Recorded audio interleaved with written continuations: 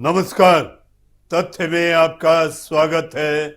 मैं हूं मनीष अवस्थी। जी हाँ, तथ्य में आज हम बात करेंगे तुर्की और सीरिया में आए भूकंप की, यानी कि जलजले की।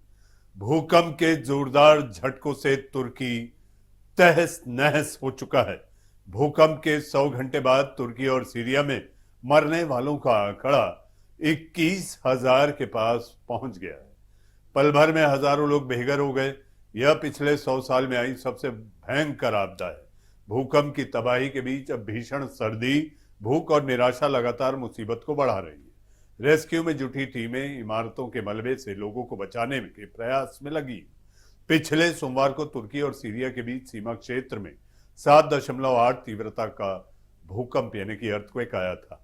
यहाँ तबाही का मंजर कुछ ऐसा कि शहर की सड़कों पर लाशें बिछी हैं, कंबलों, गलीचों और तिरपालों में शव लिपटे पड़े हैं। मुर्दाघर और कब्रिस्तान फूल हो चुके हैं। वहीं एक्सपर्ट्स कह रहे हैं कि अभी आगामी 6 महीने तक तुर्की में इसी तरह के भूकंप के झटके आते रहेंगे।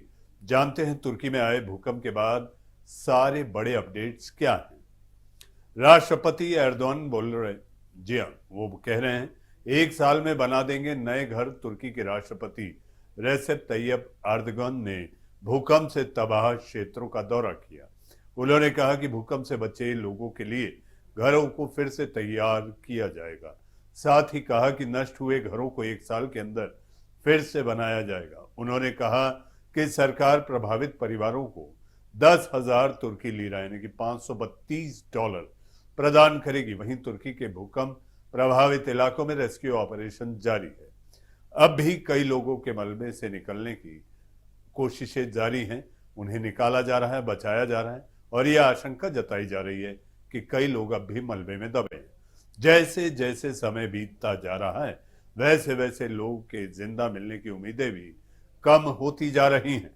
तुर्की में 6 फरवरी की सुबह भूकंप आया था, यानी इसे अब तक 4 दिन करीब 100 घंटे हो चुके हैं। एक्सपर्ट्स क्या कहते हैं? तथ्य 40,000 पार कर सकता है मौतों का आंकड़ा। एक्सपर्ट्स के मुताबिक तुर्की में अगले 6 महीने तक यहां भूकंप के झटके लग सकते हैं। भूकंप के करीब 10 से 20 मिलियन लोग प्रभावित हुए हैं। जी हां, भूकंप से प्रभावित होने वाले लोगों का आंकड़ा। इसके साथ ही आशंका जताई जा रही है कि मरने वालों का आंकड़ा 40,000 से ज्यादा हो सकता है, जबकि घायलों का आंकड़ा लगभग 2 लाख लोगों के करीब हो सकता है। भूकंप में तुर्की के 10 प्रांतों सबसे ज्यादा प्रभावित हुए हैं। इनमें 10,000 इमारतें जो गिर गई हैं, जबकि 50,000 1 लाख इमारतें क्षतिग्रस्त हो गई हैं।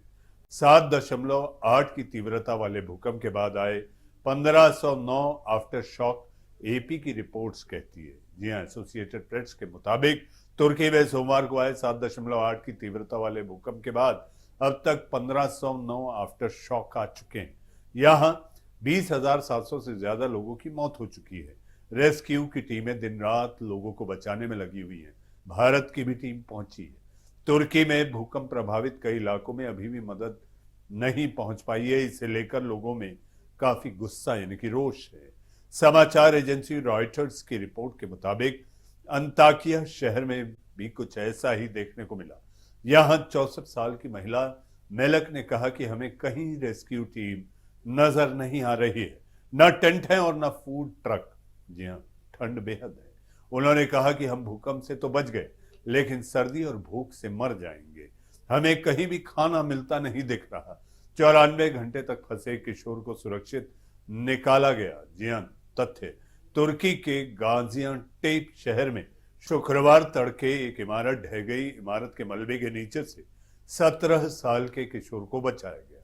बचाव दल ने अदनान मोहम्मद कोरकुट को उस तहखाने से निकाला जहां सोमवार को भूकंप आने के बाद से वह फंसा हुआ था। 94 घंटे तक मलबे में फंसे रहने वाले अदनान ने कहा कि यह काफी खतरनाक हालात थे। उसने कहा कि प्यास लगने पर उसे मजबूरी में अपने टॉयलेट का पानी तक पीना पड़ा। तथ्य है 70 देशों ने बढ़ाया है मदद का हाथ। भारत सबसे पहले। भयंकर भूकंप की चपेट में आए तुर्की की मदद के लिए 70 देशों के साथ ही भारत भी आगे आया। भारत ने तुर्की को ऑपरेशन दोस्त के तहत विशेष मदद भेजी है, बगैर मांगे भेजी।